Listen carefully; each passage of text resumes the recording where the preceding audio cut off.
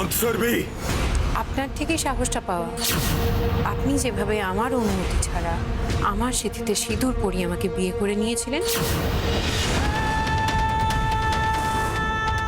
সেরকমই আপনার অনুমতি ছাড়া আপনার বোতলগুলো আমি ভেঙে দিই। আমি মানছি আপনার অনুমতি ছাড়া আপনার বোতলগুলো ভেঙে আমি আপনার ক্ষতি করেছি, কিন্তু আমার কপালে সিঁদুর পরিয়ে আপনি আমার যেই ক্ষতি করেছেন তার কাছে এটা কিচ্ছু নয়। নো নো নো, আমি তোমার কোনো ক্ষতি করিনি। আমি তোমাকে যথেষ্ট ফ্রিডম দিয়েছি, কোনো কাজে বাধা দিইনি। এই যে আপনি আমার সিঁথিতে সিঁদুর পরিয়েছেন, তার মানে আপনি বোঝেন? বুঝি বুঝি, যথেষ্ট বুঝি, তাই তোমাকে যা খুশি করার ফ্রিডম দিয়েছে। তাহলে তো আপনার রাগ করার কথা নয়। আপনি তো আমায় অধিকার দিয়েছেন, আমার যা খুশি আমি করতে পারি। আমার ইচ্ছা হয়েছে, আমি বোতলগুলো ভেঙে দিয়েছি। বাট সোহাগ, তুমি একটা কথা ভুলে যাচ্ছ। আমি তোমাকে একবার নয় বহুবার বলেছি, আমাদের বিয়েটা লোক দেখানো, বাইরের লোকেদের সামনে আমরা স্বামী স্ত্রী, ঘরের মধ্যে আমাদের কোনো সম্পর্ক নেই। কিচ্ছু বলিনি আমি। আপনি আমায় এই কথাটা বলেছেন, সেটা আমার মনে আছে। কখন বলেছিলেন বলুন তো? আমার সিঁথিতে আমার অনুমতি ছাড়া সিঁদুর পরানোর পরে। ওটা কোনো বিয়েই নয়, এটা ছেলে খেলা ছিল। আপনাদের মতো বড় লোকদের কাছে সেটা খেলা হতেই পারে। আপনি আপনার মায়ের ওপর প্রতিশোধ নেওয়ার জন্য একটা মেয়ের অনুমতি ছাড়া তার সিঁথিতে সিঁদুর পরিয়ে দিয়েছেন, সেটা আপনার কাছে খেলা। কিন্তু আমাদের মতো মানুষদের কাছে এটার যে কি মূল্য, সেটা আপনি হয়তো কোনোদিনও বুঝবেন না। বুঝবো না, আর বুঝতে চাইও না। আমি শুধু এইটুকুনি বুঝতে পারছি যে তুমি আমার সত্যিকারের বউ হওয়ার চেষ্টা করছো। শুনে রাখো, সেটা কোনোদিনও হবে না, কোনোদিনও না। সেটা আমি হওয়াতেও চাই না। আমি আপনার বউ হওয়ার চেষ্টা করছি না, আমি এটা করেছি শুধুমাত্র আপনার ভালোর জন্য। ভালো? তোরা কে বলেছে আমার ভালো করতে? হু আর ইউ? আমি আপনার যেই হই, আমি মানুষ তো। চোখের সামনে দেখতে পাচ্ছি একটা মানুষ সারা দিন নেশায় ডুবে আছে, দিনের পর দিন নিজের ক্ষতি করে চলেছে। সেটা আমি সামনে দাঁড়িয়ে দাঁড়িয়ে দেখতে পারবো না। এটা মানুষের কর্তব্যের মধ্যে পড়ে না। কর্তব্য? মানুষ মাই ফুট। আমার ভীষণ কষ্ট হচ্ছে। তুমি বুঝতে পারছো না? তুমি যে বোতলগুলো আমার ভেঙেছো, সেগুলোর দাম তুমি জানো? আমি জানি না তো, আমি একদম জানি না। এইটুকু জানি, এই কাঁচের বোতলের তুলনায় আপনার জীবনের মূল্যটা অনেক বেশি, যেটা বোঝার ক্ষমতা আপনার নেই। সূর্য, বাবা,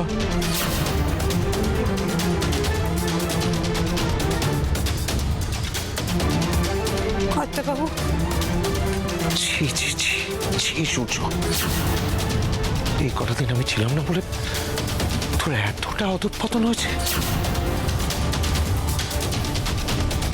তুই সোহাগের গায়ে হাত তুলছিস? এতটা নিচে নেমে গেছিস তুই? ছি! আমি নিজে নামিনি বাবা। দেখো দেখো আবার কি করেছো। দেখো, আমার সমস্ত দামি দামি স্কচের বোতলগুলো ও ইচ্ছে করে আছড়ে আছড়ে মাটিতে ফেলে ভেঙে দিয়েছে।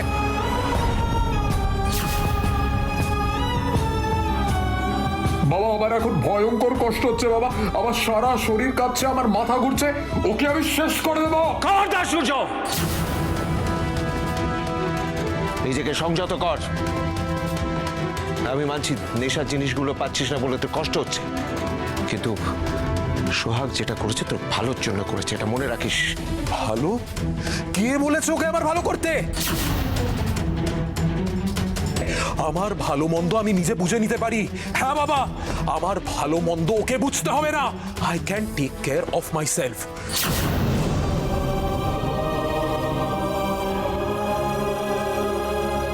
না, তুই পারবি না। নিজের ভালো মন্দ বিচার করার মতো ক্ষমতা তোর নেই। চুপ করে থাক, কোনো কথা বলবি না তুই। তুমি বলছো তাই আমি চুপ করে গেলাম বাবা, কিন্তু সোহাগ আমার সাথে ঠিক করেনি। ঠিক করোনি।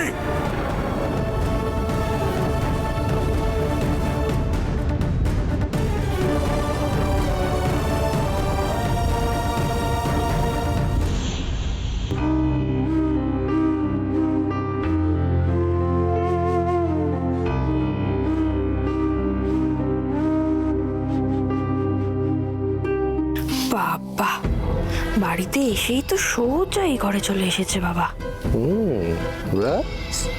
সোহাগের প্রোটেক্টর এসে গেছে। সোহাগকে আর পায় কি এখন?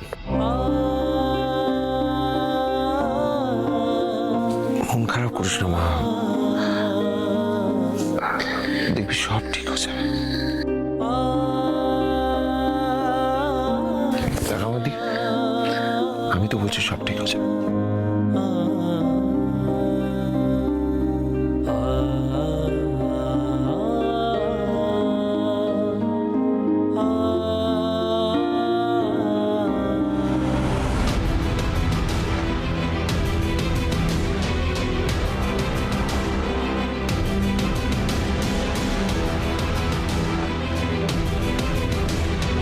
তোমরা এখন ওকে বিরক্ত করো না, ওকে একা থাকতে দাও।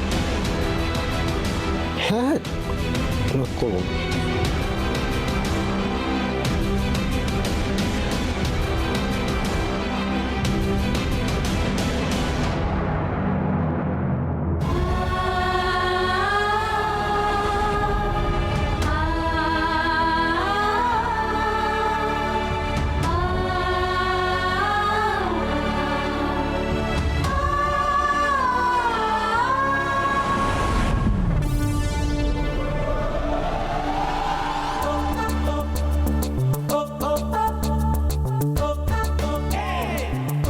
সার্থক, কি হচ্ছেটা কি? এরকম মাথা খারাপের মতন আমার আগে পিছনে ঘুরছো কেন? কি হয়েছে তোমার? সমস্যাটা কি? What's wrong with you? Tension Rupa, tension. তোমার টেনশনে আমারও প্রচন্ড চড়ে গেছে টেনশনের পারদ। তোমার না খালি টেনশনের পারদই চড়তে পারে। আজ পর্যন্ত এতগুলো যে কাজ দিয়েছি, একটা কাজও সলভ করতে পেরেছো? একটা কোনো প্ল্যান দিতে পেরেছো সার্থক? ঝুট মত বলো রূপা, ঝুট মত বলো। ঝুট বলে কৌয়া কাটে কালে না ফসা।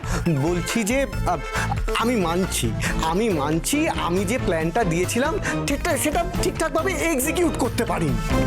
এই তাহলে প্ল্যান যদি এক্সিকিউট না করতে পারো, তাহলে ওই রকম প্ল্যান দিয়ে কি লাভ? ঠিক না, ঠিক বলেছো তুমি রূপা।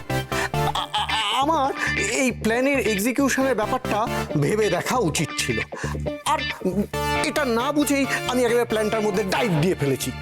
এটা আমার উচিত হয়। তবে রূপা, এই বাড়িতে যে সব থেকে ভালো প্ল্যান দিতে পারে সে হচ্ছে আমার শাশুড়ি মা। আমাদের উচিত রূপা শাশুড়ি মামার সঙ্গে একটা বৈঠক করা।